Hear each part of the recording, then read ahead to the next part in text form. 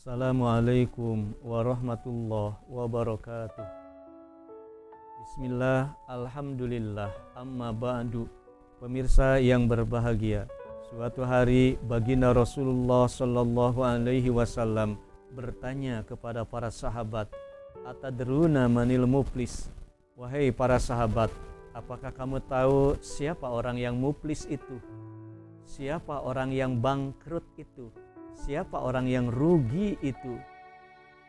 Para sahabat waktu itu menjawab, al-muflisu fina malla dirhama lahu wala dinaro wala mata. Demikian jawaban para sahabat.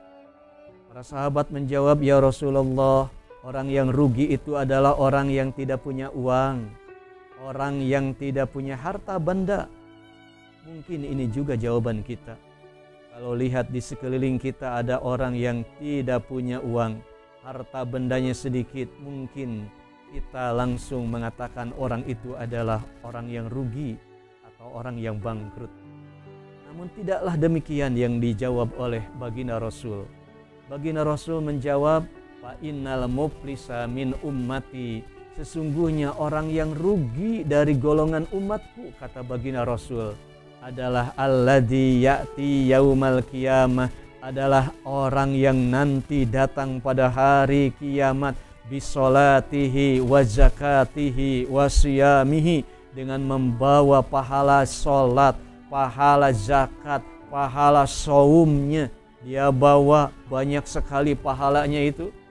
Namun kata baginda Rasul, wa ya'ti qad syatama hada wa qadzafa hada. Namun kata baginda Rasul, sementara orang ini pun membawa dua dosa. Ya, dosa yang pertama adalah syatama hada, yang kedua qadzafa hada. Yang pertama adalah dia mencela orang lain. Yang kedua, dia menuduh orang lain, mencemarkan nama baik orang lain. Hati-hati Bapak dan Ibu, salat kita, zakat kita, saum kita, pahalanya bisa jadi dikasihkan, diberikan kepada orang yang pernah kita cemarkan nama baiknya, yang pernah kita cela waktu di dunia.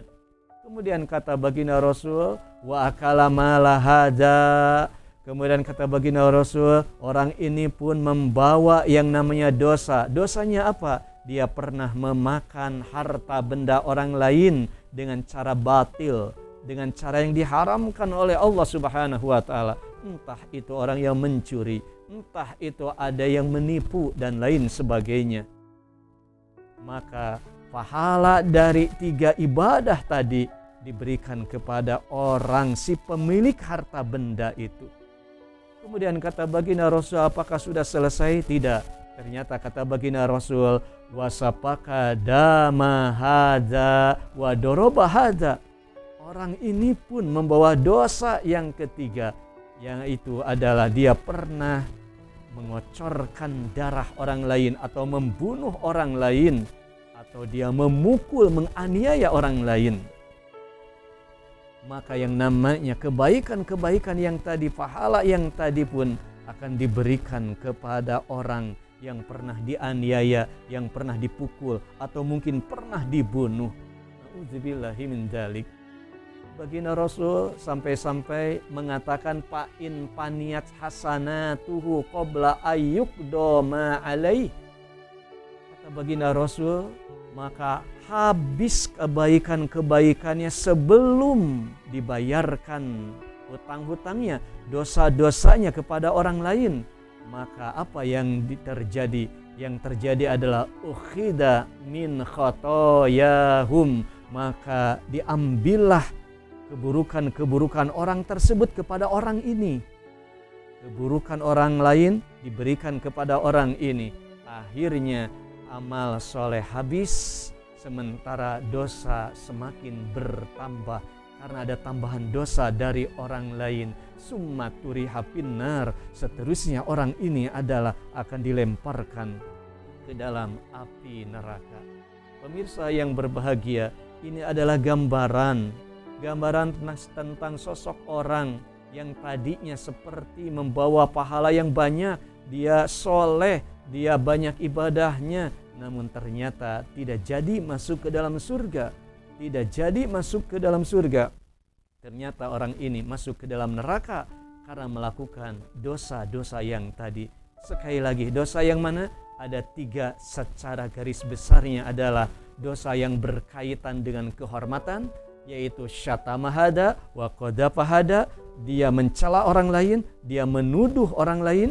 Yang kedua adalah dosa yang berkaitan dengan harta benda, dia mengambil harta benda orang lain dengan cara yang batil.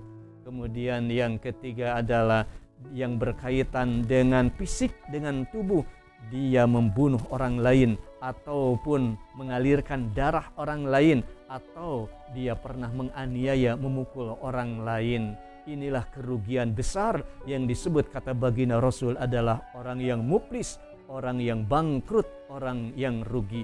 Mudah-mudahan kita dihindarkan dari perbuatan dosa tersebut. Mudah-mudahan Allah Subhanahu wa Ta'ala menyelamatkan diri kita dunia dan akhirat.